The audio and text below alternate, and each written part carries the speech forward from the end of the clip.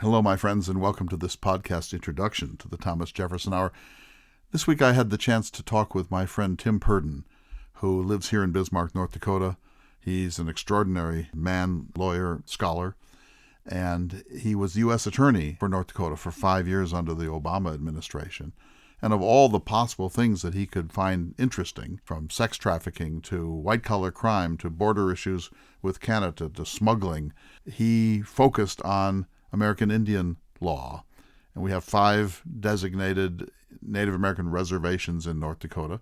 We have about 30,000 Native Americans. It's the fastest growing population in North Dakota. And of course, we're right out here in the heart of classical Indian country, the land of the Lakota and the Sioux, the land of the Mandan, the favorites of Lewis and Clark, the Arikara, the Ojibwe, sometimes called the Chippewa, the Assiniboine, etc. And so, most people listening don't really have a Native American presence of any significance in your state. But in the West, quite a bit. More in South Dakota than North Dakota. North Dakota has a lot. Montana has a lot. Not so much in Nebraska and Kansas, because those states had a much more coercive and restrictive set of policies with respect to Native Americans and so on, reservations, and Texas too. But the Upper Great Plains is called Indian country, and that includes Montana, Wyoming, and the 2 Dakotas. And then they have the Southwest, Colorado, New Mexico, Utah, parts of Arizona, and so on. And so Tim made this his specialty, and it comes from a passion.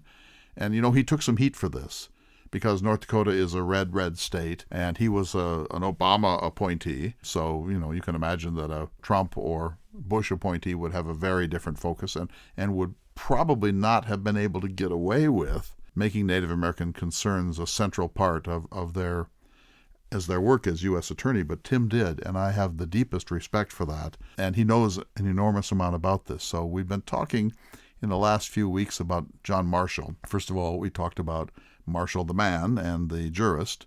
That was a conversation with Lindsay Chervinsky. And that led us to talk about the movement to remove John Marshall's name and iconography from several law schools around the United States, because he's now perceived to be yet another dead white male who has a lot to answer for, not only with respect to Native Americans, but also African Americans. He made several decisions which seemed to protect the slave trade, and he himself was a plantation owner and had enslaved people in his world. So he's part of the canceling movement that's going on. It'll be interesting to see how this falls out. And as you all know, if you listen to the Jefferson Hour, I belong to the whole man, whole woman theory, that we have to look at a full life and all of its achievement, including its strengths, its achievements, its weaknesses, and its failures. And I would say that we need John Marshall infinitely more than we can afford to let him go. And even if we erase his name from court buildings and law schools and so on, his impact on American jurisprudence has been gigantic. It would be impossible even to exaggerate it. He gave us Marbury versus Madison in 1803, which said that the courts, especially the Supreme Court, of necessity had to decide what laws were constitutional and what laws it needed to strike down. That's not in the Constitution. He, in a sense, wedged it into our constitutional understanding, our small c Constitution. And every law student who goes to law school has to face Marbury v. Madison right off the top. This is 1803. And he gave us a number of really important decisions, Cohens versus Virginia, etc., which helped to consolidate the national government as the supreme authority, as opposed to the state governments, which were more important under the Articles of Confederation than they were in the Constitution, and more important in the Constitution, particularly the 10th Amendment, than they became after Marshall had his way with the great and seminal decisions between 1801 and 1835. He served for 34 years, the longest-serving Chief Justice in American history, and without question, the most influential. So we think of the Warren Court, a giant of the court, civil rights, ending Dred Scott, ending Plessy versus Ferguson, the Topeka case, and so on, the school prayer case. The Warren Court was mighty and extremely powerful. Brown v. Board of Education is its most famous case, but there are many, many, many others. But even the Marshall Court in the late 50s and early 60s was not as influential as what were the decisions of John Marshall in his 34-year career on the court. So I wanted this third program to be with an expert in what's called Indian law, and that person is my friend Tim Purdon, and he agreed to sit down for this interview. We talked about what's called the Marshall Trilogy. 3 landmark cases between 1823 and 1832. Johnson v. McIntosh, 1823, which established the Doctrine of Discovery in American jurisprudence. Cherokee Nation v. Georgia in 1831, which said that Native Americans belonged to something called domestic dependent nations. They were not as sovereign as France or Canada, but they were not as unsovereign as Montana or North Carolina, that they're somewhere in between, and the United States has a trust relationship like a guardian to his ward, like a guardian who's handling the estate and the finances of a young person who's not yet 21 years old. And so this established a formal, legal, fundamental trust relationship between the United States government and Native American tribes and governments. And then third, Worcester v. Georgia, which was 1832, the last of the trilogy, which says that a state, Georgia in this case, has no particular jurisdiction on a reservation in Indian country.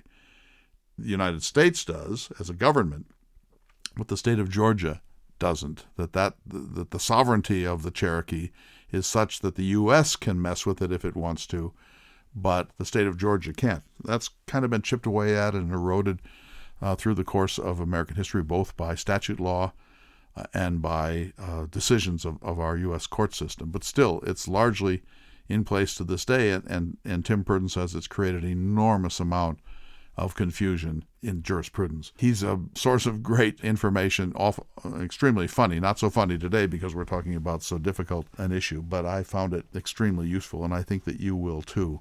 And then he said, if you're interested in pursuing this more, there's a really good book that we both agree on called Black Hills White Justice. Black Hills White Justice by a scholar named Ed Lazarus, which is a really outstanding one-volume account of the Black Hills in particular as sort of a flashpoint test case in all of these important federal doctrines. And we spent some time talking about the Northwest Ordinance. Tim's daughter, Claudia, is now a student at Vanderbilt University, where I spent a year long ago, and she has the extraordinary advantage of taking a course from John Meacham, who's a professor there, and he's also the author of a biography of Andrew Jackson, which is right on target for this set of legal cases between 1823 and 1832, because Jackson became the president of the United States at the end of this period in 1832, and he was a ruthless Indian fighter. He was a dispossessor of Native Americans, and he's the man who gave us, of course, colossally terrible Trail of Tears. It's exciting. This is the sort of the new look of the Thomas Jefferson Hour. That's not to say we're going to leave Jefferson behind. Certainly not.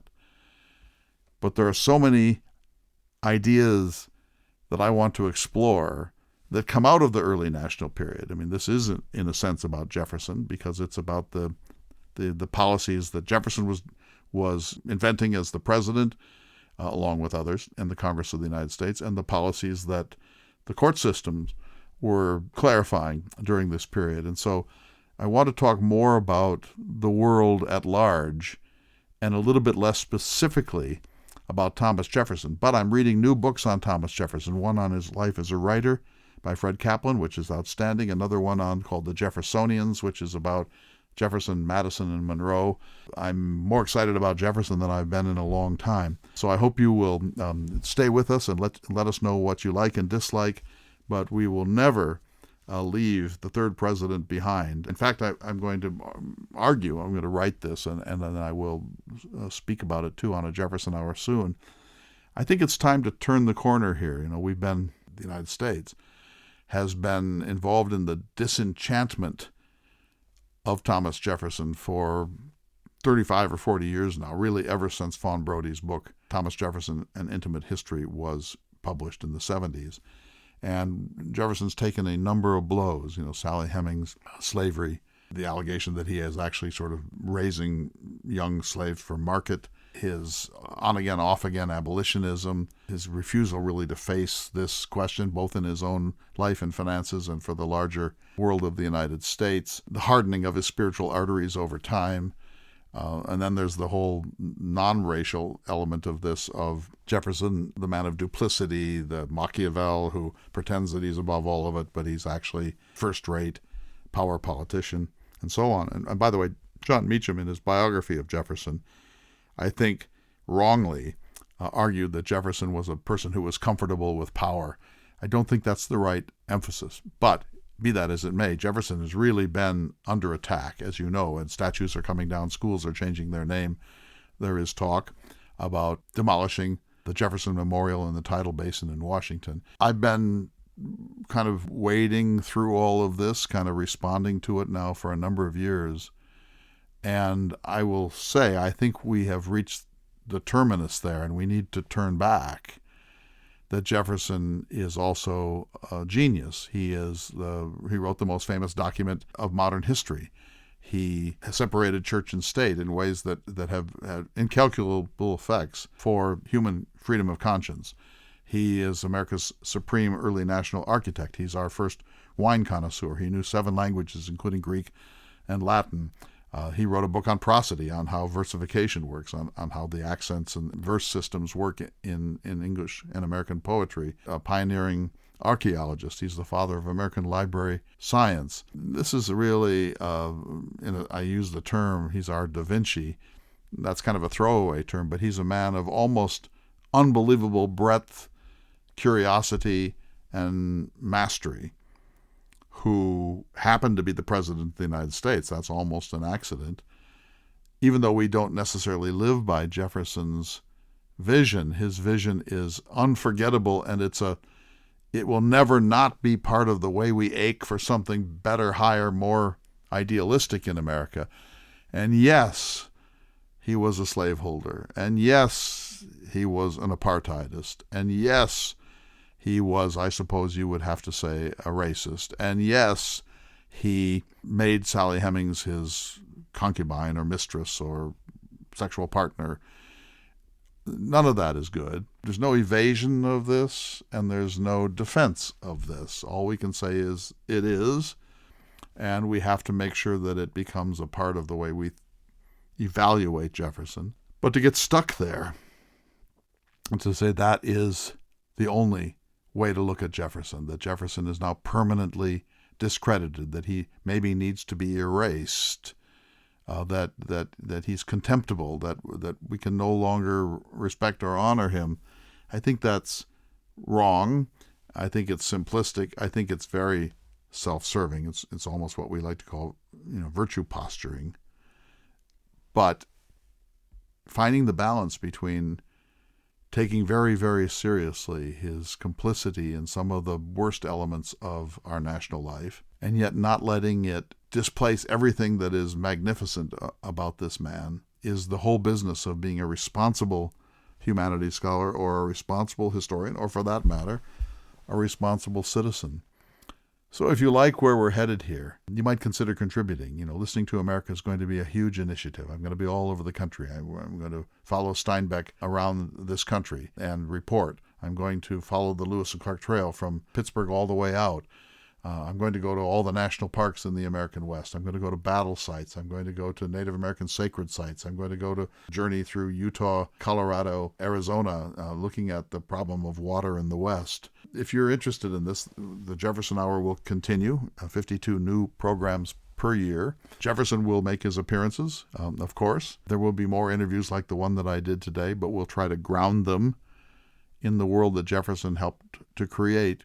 And if you would like to contribute to the success of this, I'd be deeply grateful. I think we're going to be doing some of the most important work of my life. And if you like what I do and represent and how I approach things, or the kind of the subject matter that most fascinates me, I invite you to contribute. We're going to rework the 1776 Club and rename it into sort of like Clay's Road Club or something along those lines. But we want you to be part of this. So feedback is important, contributions important, questions, suggestions. We're all ears, and I'm more excited about the Thomas Jefferson Hour, I think, than I have ever been before. So thanks for listening. Let's go to this show. It's a really important one. Tim Purdon, a former U.S. Attorney of North Dakota, talking about the Marshall Trilogy, which was the jurisprudential side of American Indian policy. At the same time, Thomas Jefferson and the legislative bodies were formulating Indian policy from that perspective. Thanks for listening.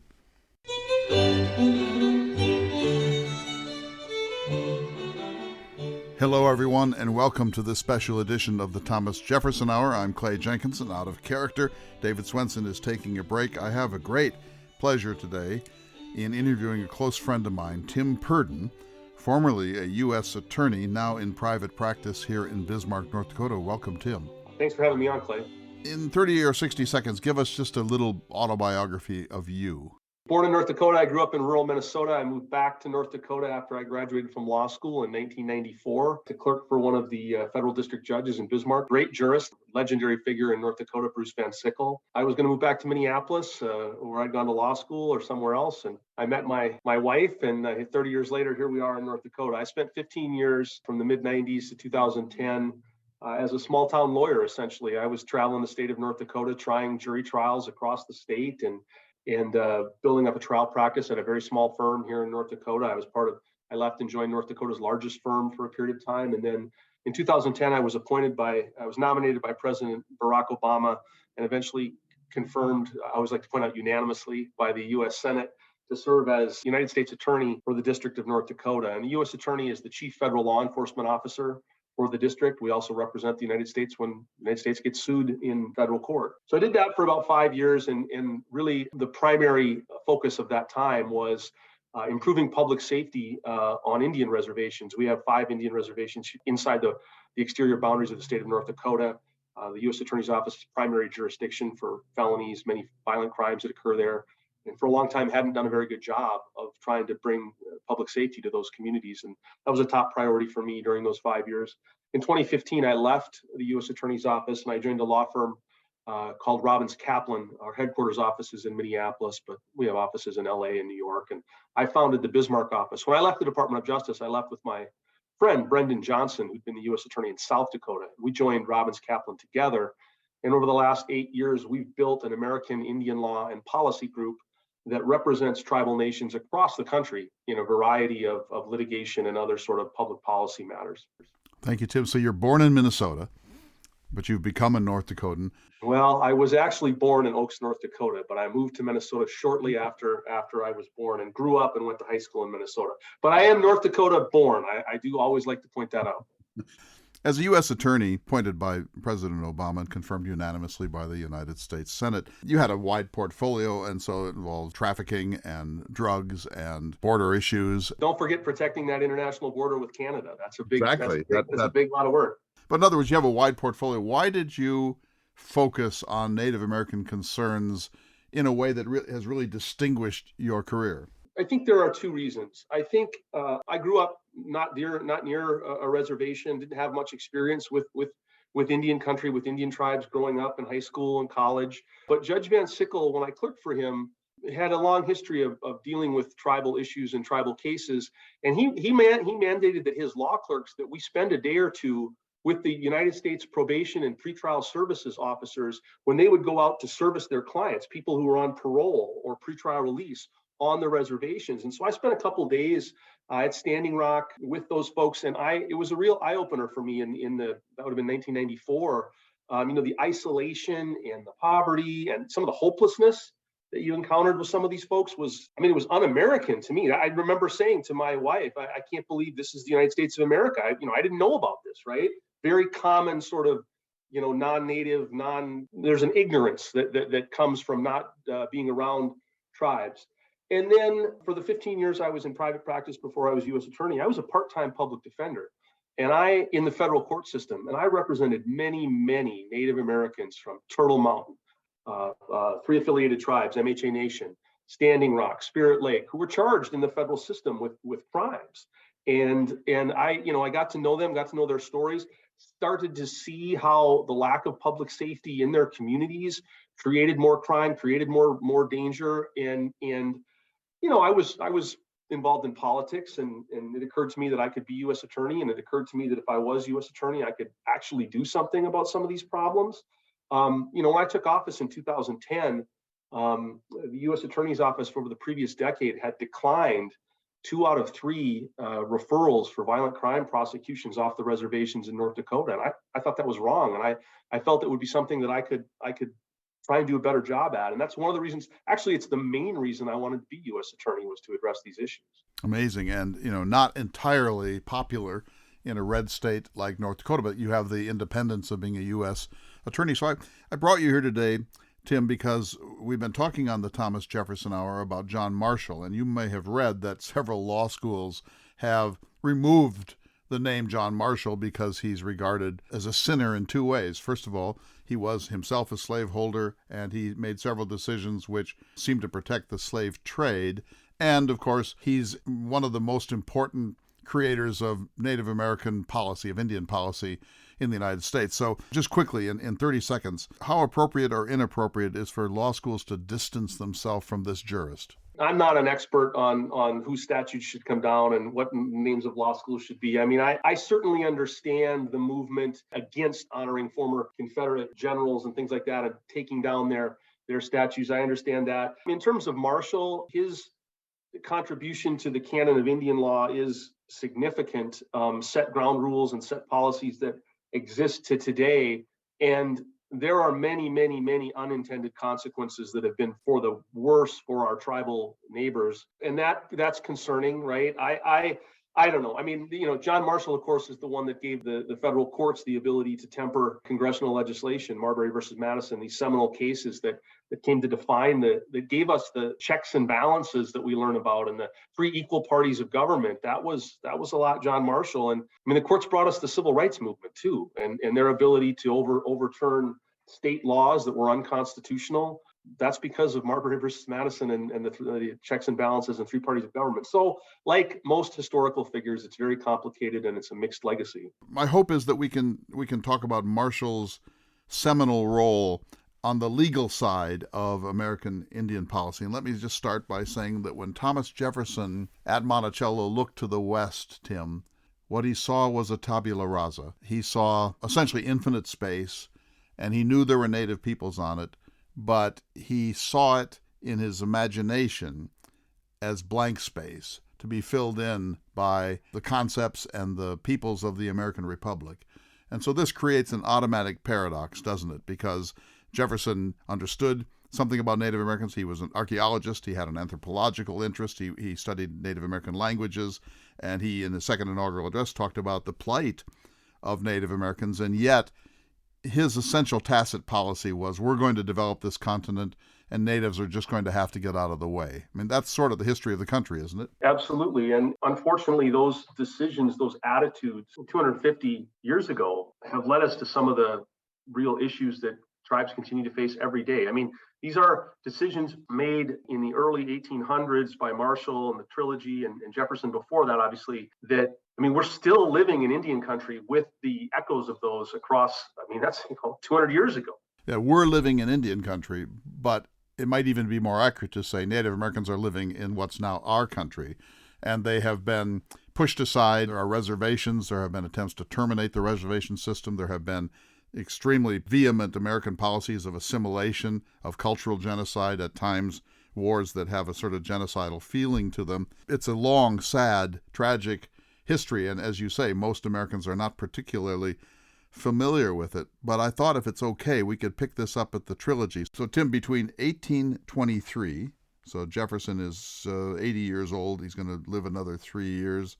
It's the administration of John Marshall. And 1832, when I think John Quincy Adams is president, John Marshall makes 3 decisions. He speaks for the court on 3 landmark Supreme Court decisions. First is Johnson v. McIntosh in 1823. The second is Cherokee Nation versus Georgia, 1831. And the third is Worcester v. Georgia, 1832. So, first of all, characterize them generally, and then we'll go through them together.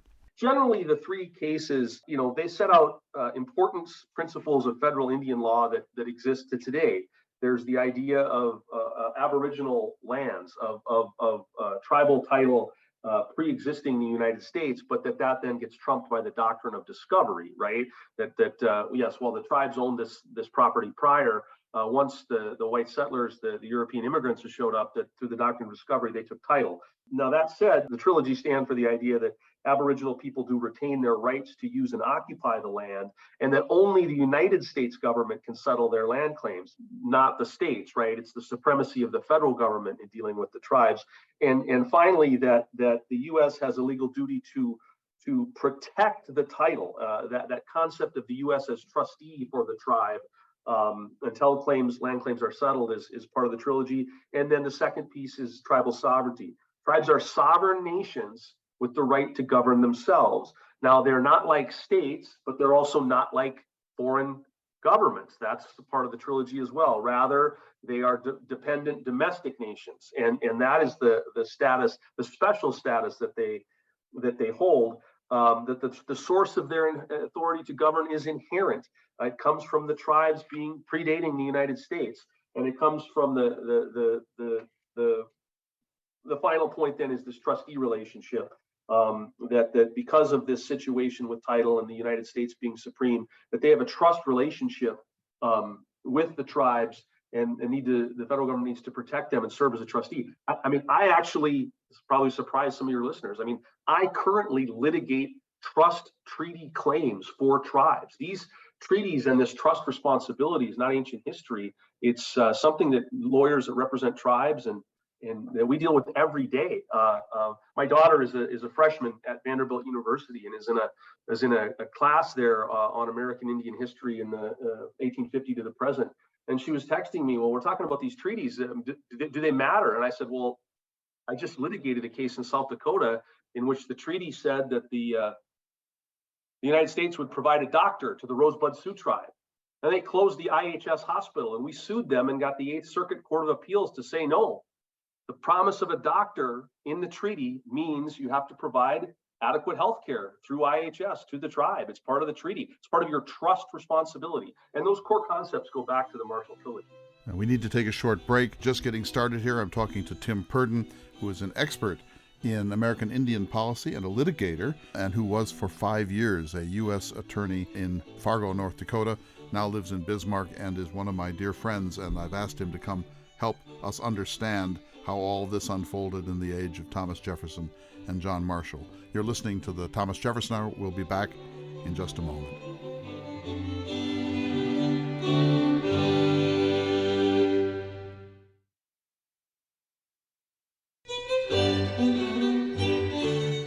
Welcome back to the Thomas Jefferson Hour. I'm Clay Jenkinson, talking with Tim Purdon, who is a neighbor of mine. So let's go back. The Marshall Trilogy.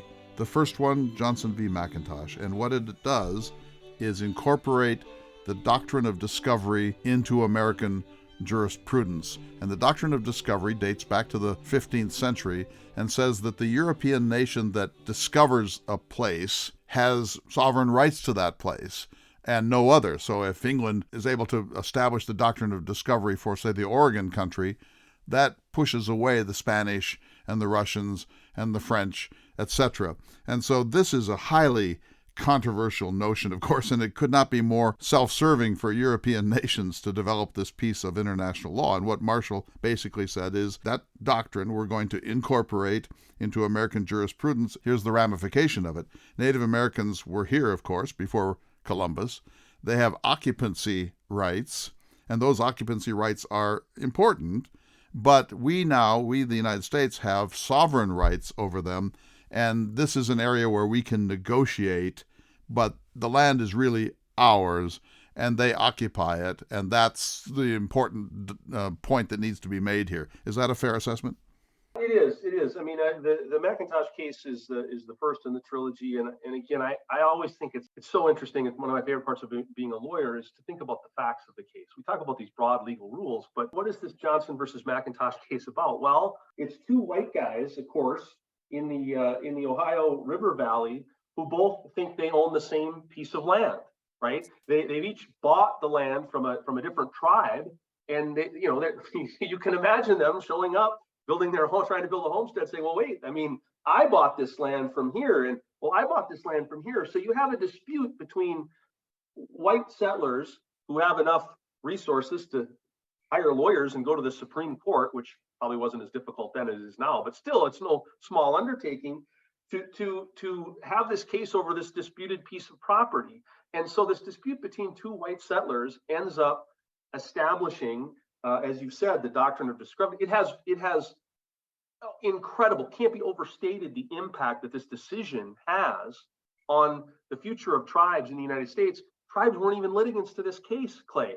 The tribes in question, I'm sure, sold this land and moved on. They didn't understand that this would impact all the tribes across the country for centuries to come. And that's all too often the case with Indian law, is that it's not just cases that tribes are part of, but cases that tribes are strangers to that have big impacts on their ability to govern themselves and move their communities forward. They weren't at the table. They weren't invited to be at the table. No one even considered bringing Native American spokespeople or advocates to the table on a question like this. So the lands in question, which are owned, what Marshall said was that the Indian tribe could not sell its lands to an individual. It could only cede or sell its lands to the United States.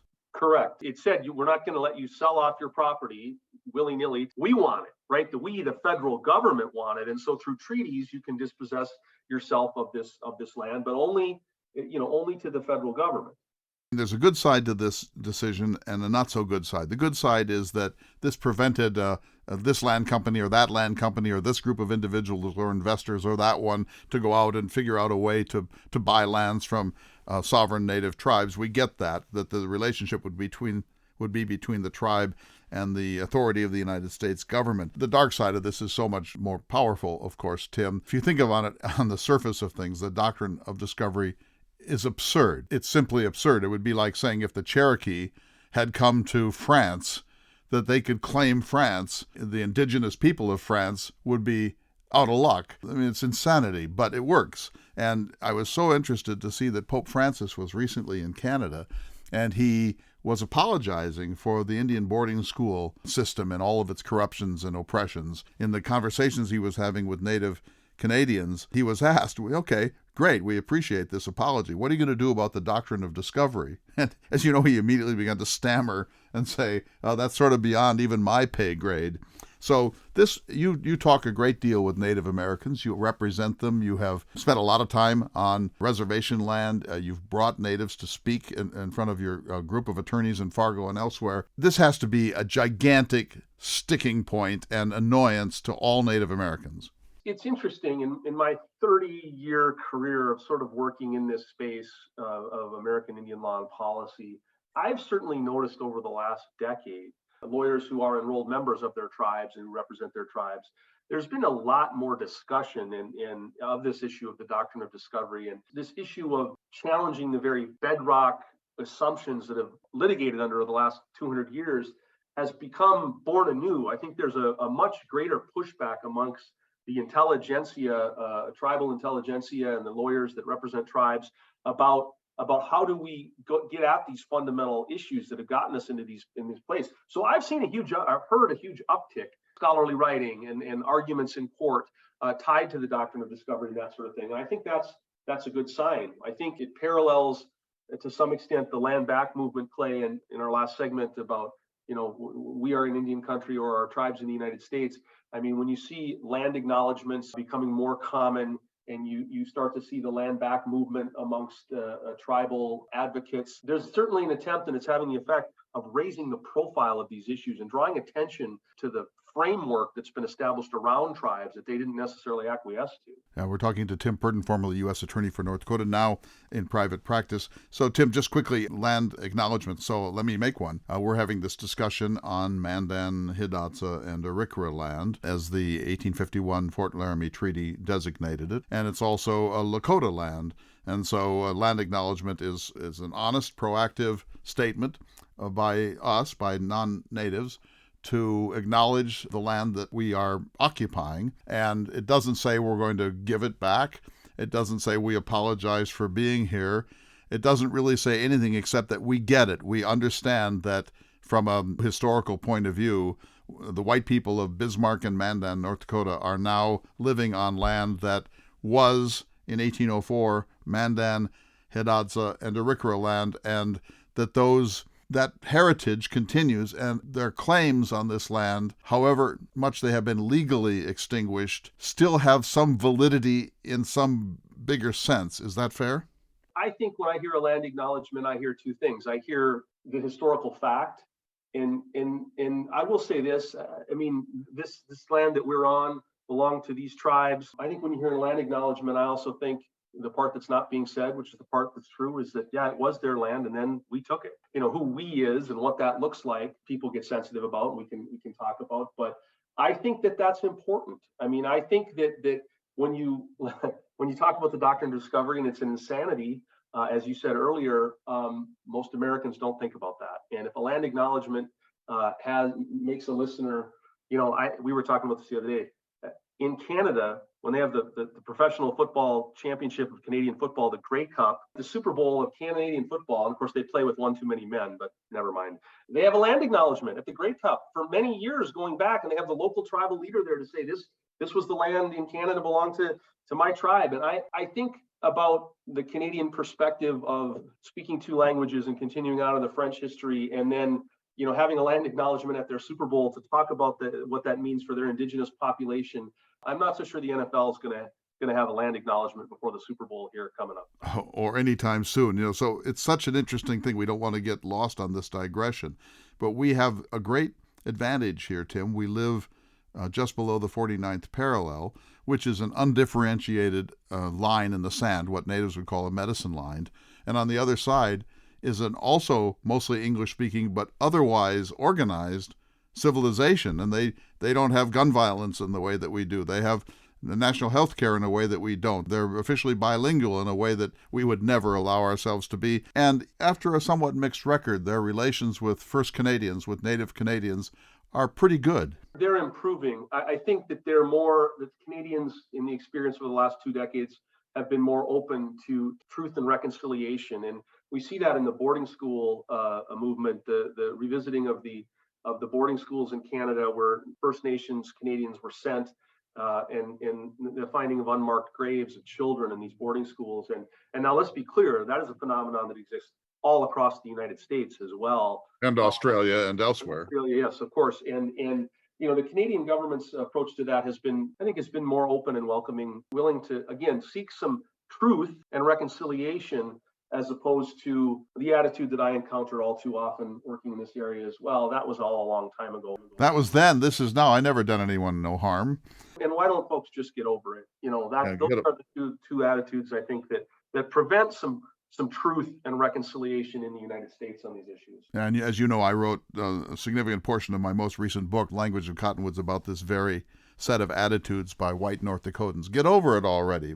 Goodness sake, get on board. Get on board the prosperity. Get on board the American dream. It's just sitting there for you if you'd only get over your grudges. So back to Doctrine of Discovery for just one more moment. There's no higher law to appeal to here. There's no international court above the international legal system, and so there's no appeal. And so let's just say that we all became not only Canadians but super Canadians, and we wanted to extinguish the Doctrine of Discovery. What would that even mean? At this point, it's so deeply embedded in every possible front of North American life that it would be virtually impossible to do anything except around the edges on this one. Things that are hard are often worth doing, and you can take small steps to do these things. There are a lot of proposals that have been floating around in the last couple of years with the election and inauguration of Joe Biden and the confirmation of the first American Indian to serve as the Secretary of Interior, Deb Haaland, historical figure in that regard. There's a lot of federal lands in the West, Clay. There's a lot of public federal lands. There are national parks. There's BLM land. There's U.S. Forest Service land. There's a modest proposal that why doesn't the federal government partner with the local tribe in terms of administration and stewardship of that land? That seems to be a modest proposal that could go some way to righting some of these wrongs. And who's to say that some of that land, federal land, couldn't be return to tribes in specific instances where that's something that could be explored. I mean, land back is not just a slogan. I mean, tribes, as they've grown more sophisticated, and most tribal governments in their current form are 50 years old or less, right? The Nixon administration was sort of the era of self-determination. Go set up your governments that look like our white governments, and then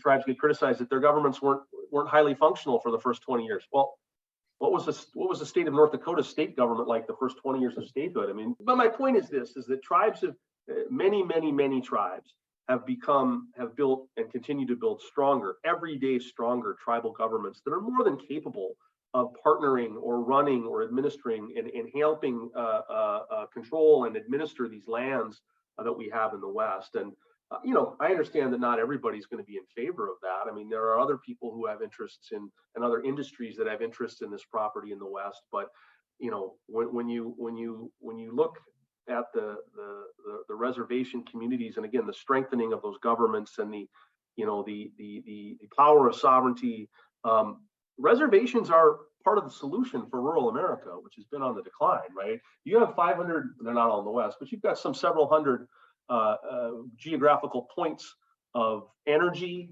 growing population, strengthening governments. They've got the advantage of tribal sovereignty to assist them as they move forward in business and conservation and all these other efforts.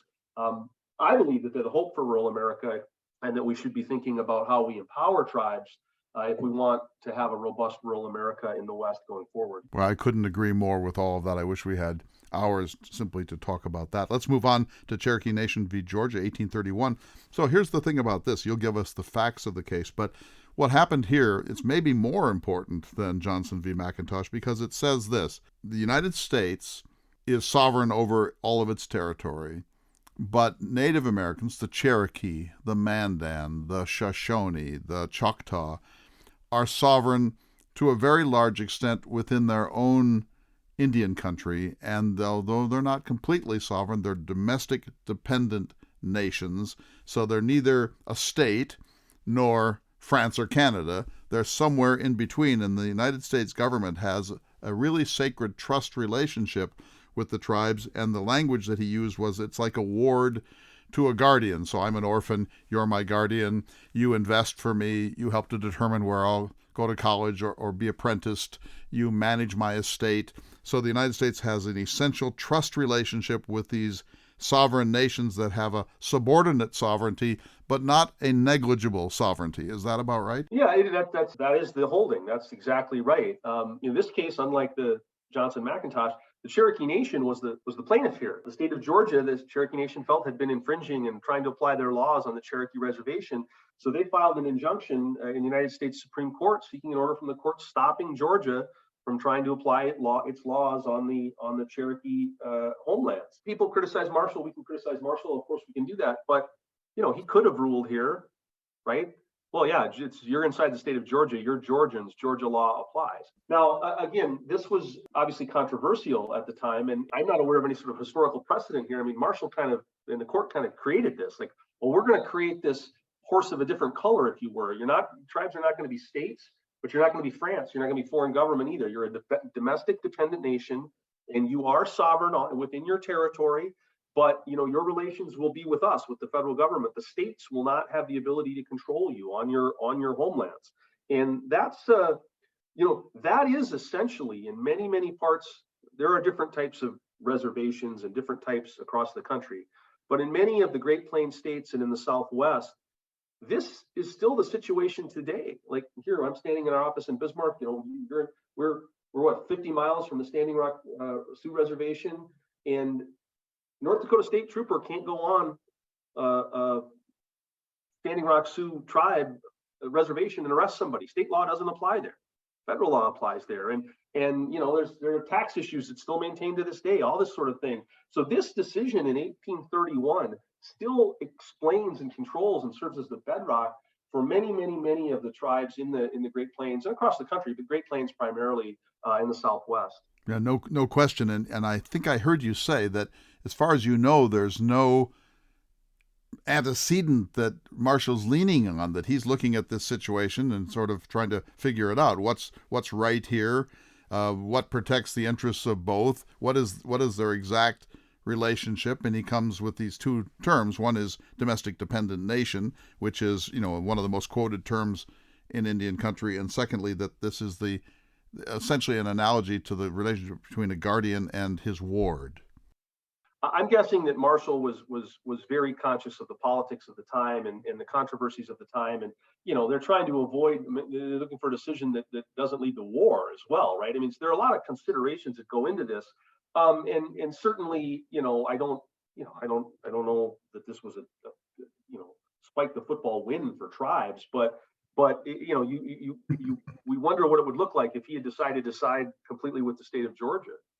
If he just said, look, the states are competent to do whatever they want to do with respect to natives, it's not a national issue, right, we would have had a very different history. Is it true that after this decision, President Jackson said, okay, the court has made its decision, now let it enforce it? It's unclear whether or not Jackson actually said that, but to some extent it doesn't matter, right? Because that's sort of what happened.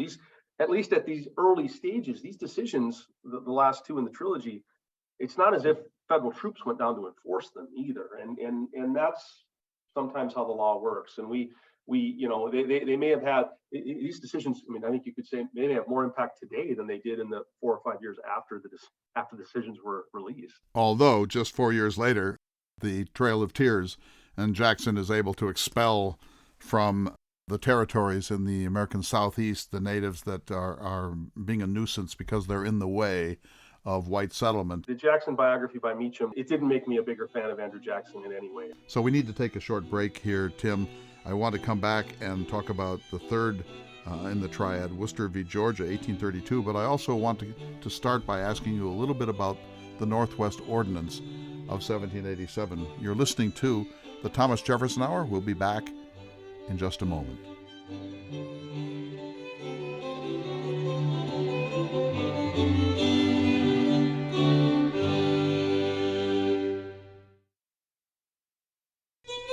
Welcome back to this special edition of the Thomas Jefferson Hour. I'm so delighted to have across from me Tim Purdon, who is my go-to man for questions about Indian law. Before we went to break, we talked about Johnson v. McIntosh, which incorporated the Doctrine of Discovery into American jurisprudence. That was 1823. And Cherokee Nation v. Georgia, 1831, which established the idea that Indian tribes or Indian nations are domestic dependent nations or domestic dependent sovereigns.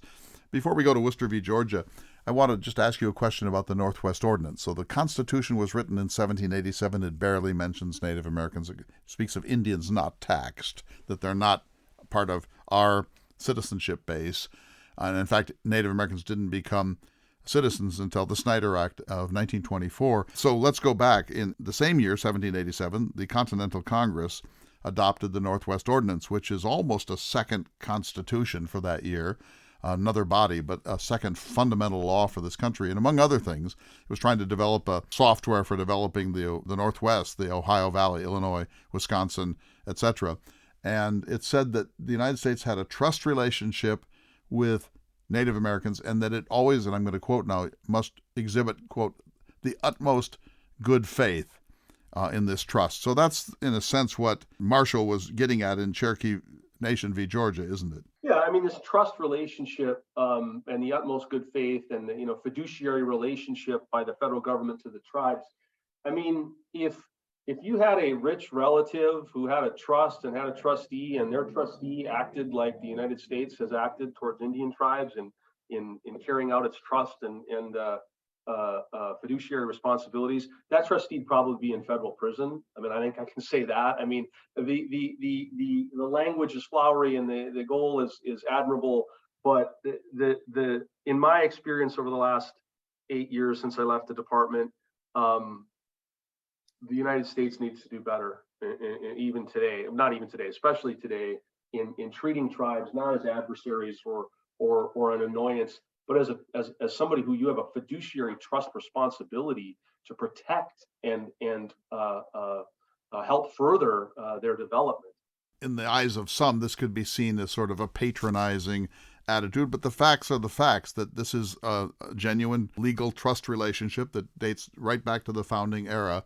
And nobody fails to understand that the United States is an economic and political juggernaut, and the Mandan are not. And the United States has enormous power, economic, political, and otherwise, and the Navajo less. And so the idea that there is a special responsibility, let's put it that way instead of trust, the United States government has a very special, and in this case, unique responsibility to treat with Native peoples with a kind of delicacy, a respect, forbearance, a willingness to listen. These are essential, and they have, as you know, been mostly ignored through the course of American history. Yeah, I'm going to put my lawyer hat on, though, and say that legal language matters. And it's not a special relationship. It's a trustee-ward relationship. It's a fiduciary relationship. Those are legal terms that carry with it legal responsibilities that the failure to carry out creates a cause of action for the ward to go to court and say, my trustee is not complying with the legal duty they have. So, but this isn't just like feel-good stuff. This is legally binding. So what are the facts in Worcester v. Georgia? This was 1832, the last of the three. Worcester was a minister, and he was preaching on the Cherokee homeland, and he was doing so, I love this, right? The era of big government. He was doing so without a license from the state of Georgia to go preach. Imagine if our states tried to license preachers right now. They weren't joking around in Georgia. They arrested him and threw him in jail. This is a criminal case. He was convicted of preaching without a license on Cherokee land, and his appeal, which went to the Supreme Court, I mean, I don't know if he was in jail this whole time, hopefully not, went to the Supreme Court and said, listen, the state of Georgia can't make me have a Georgia state license on the Cherokee land because state laws don't apply there. Cherokee are sovereigns there, and Georgia state law does not have force on Cherokee lands. And Marshall agreed. The court agreed, and the decision again established that the federal government, not the states, have authorities over Indian affairs, and that the tribes retained inherent sovereignty with authority to make and enforce their own laws within their own lands. And that continues today. Now, that power has been chipped away at, as you can imagine. In the I think it was in the 70s, the Oliphant case, for instance, which is one that really has contributed negatively to the delivery of public safety services on the reservation. Oliphant said that tribal courts do not have criminal jurisdiction over non-natives who commit crime on the reservation. And as a result, the local court on most reservations does not have jurisdiction on most reservations that are quote unquote Indian country under statute. The local court does not have jurisdiction over for instance, non-native man who's married to a native woman and commits an act of domestic violence.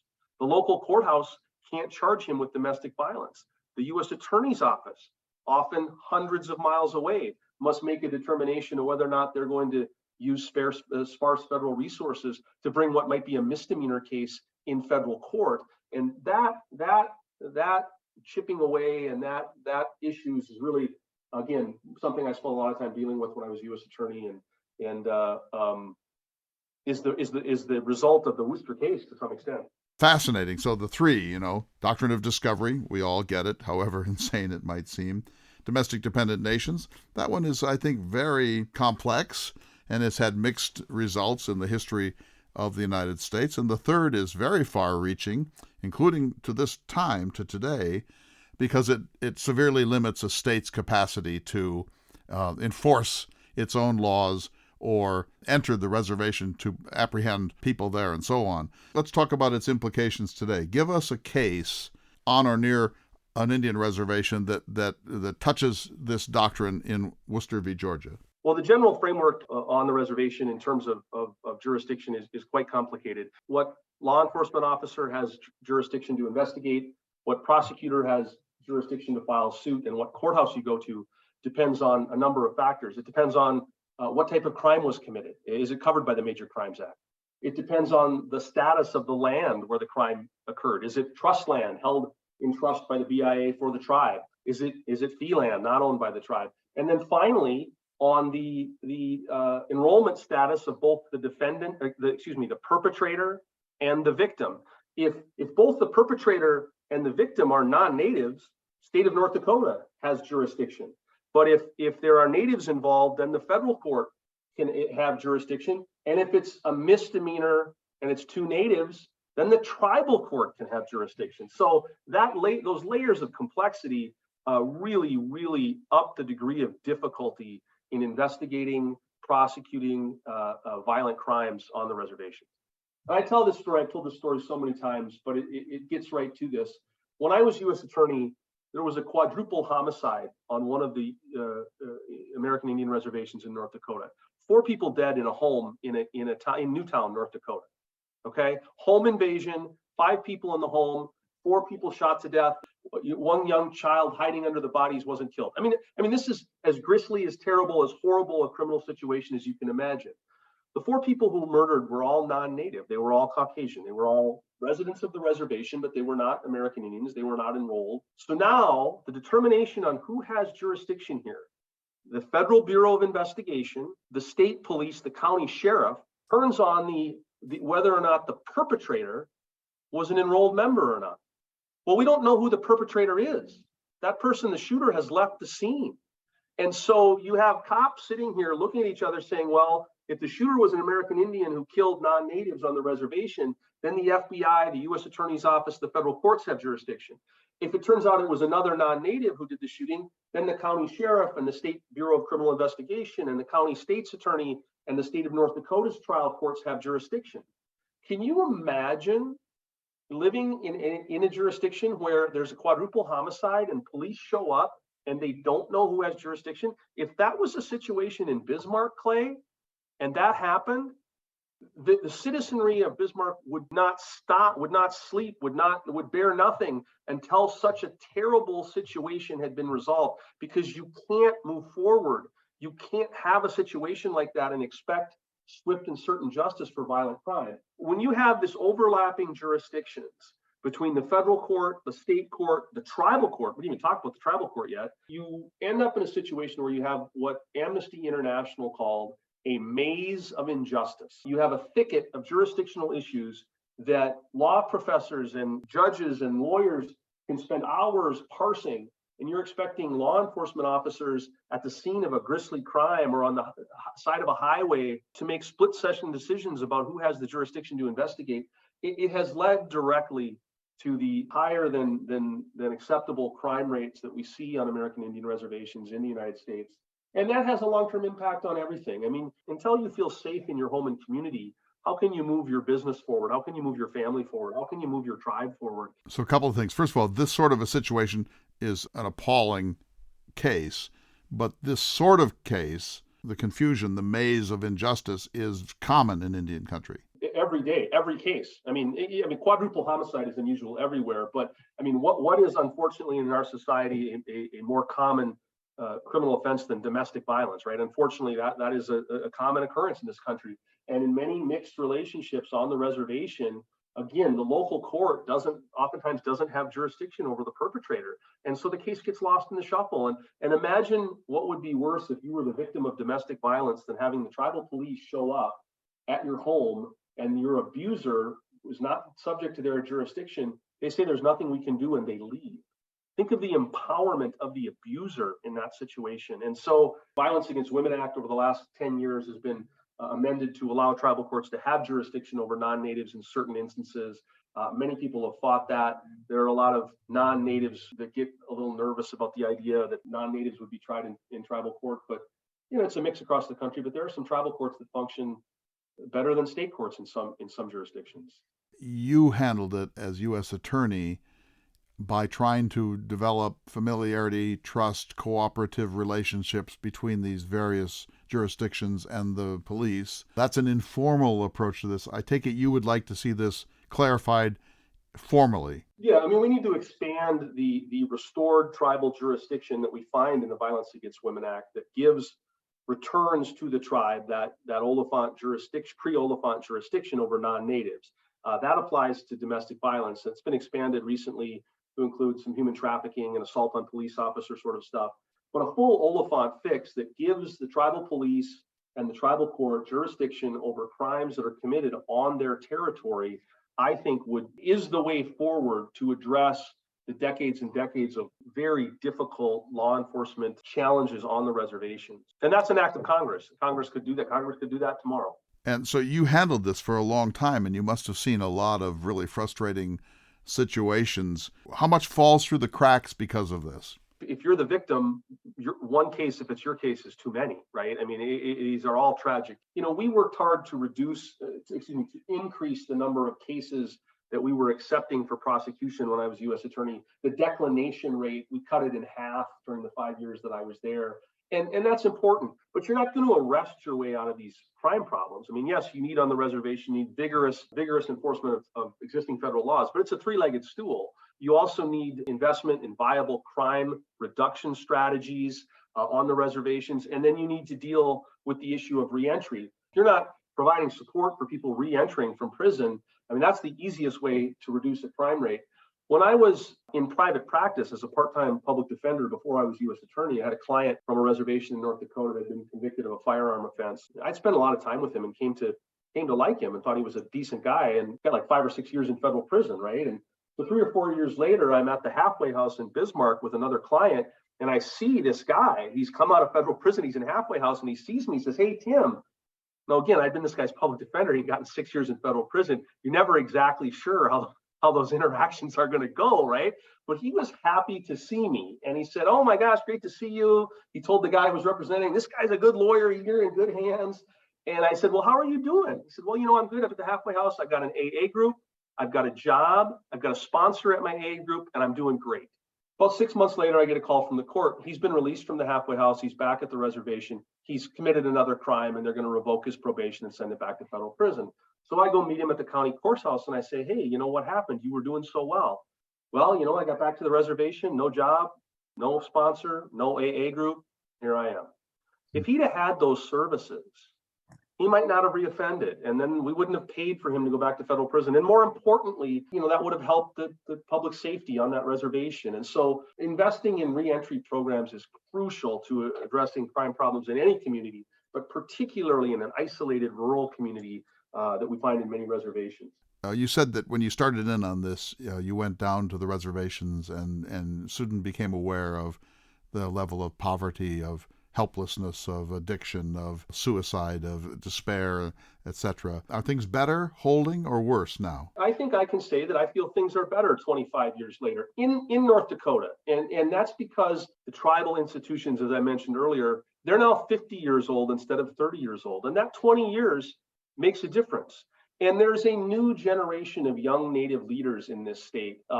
It's no longer kind of the baby boom generation. It's Gen X like me. And across our state, there are and have been particularly skilled tribal chair people at MHA Nation, at Standing Rock, at Spirit Lake, at Turtle Mountain. That is helpful. Those folks have gone, and many of them have been educated elsewhere and come home because this is where their people are. Their view is not just the U.S. government needs to do a better job with our trust responsibility.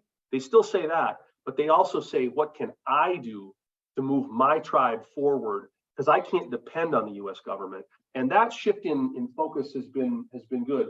The DAPL protests in North Dakota did a lot for pride of Native people in themselves, in their ability to come together and make change and to exercise political power. In the fall of 2016, the U.S. government said no. The U.S. government, the executive branch said no. We're gonna stop this DAPL project and we're gonna revisit the analysis here. Now, the Trump administration eventually flipped that. But on that day that the federal government did that, that was the biggest victory by tribes coming together since the Battle of Greasy Grass, the Battle of Little Bighorn. I think that's correct. And Native people, they had some success. They see their power, and I think that's done a lot for the people in North Dakota as well. Towards the end of his administration, President Obama made good on a promise and came to the Standing Rock, and there are photographs of him surrounded by young Native Americans in all sorts of dress. It's one of the most moving photographs I've ever seen in my life. The pride, the joy, the sense of empowerment, the growing sense of confidence, the belief that they mattered because here was an elegant president of the United States who'd come here for that purpose and no other purpose. It was a glorious moment in North Dakota history. I was there that day, Clay. I was about 25 yards away from President Obama when those photos were taken. And when I think back on that day, I remember that tableau that you're talking about, but I remember something else as well. So that powwow at Cannonball was held on Flag Day. And the Bowery of the powwow grounds on Cannonball, which is next to the Missouri River, had been surrounded brand new, what appeared to be brand new, 25, 30 brand new American flags on the flagpoles around the Bowery. And I said, wow, look at these flags. I mean, they're beautiful, bright, red, white, and blue. And somebody reminded me, and I knew this and I had forgotten.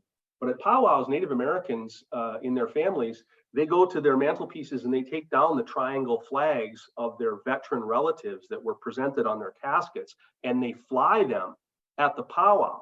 So it was extremely windy that day, and as President Obama tried to address the crowd, he had to yell at times to be heard over the flapping of those 30 flags, each one from the casket of a Native American veteran.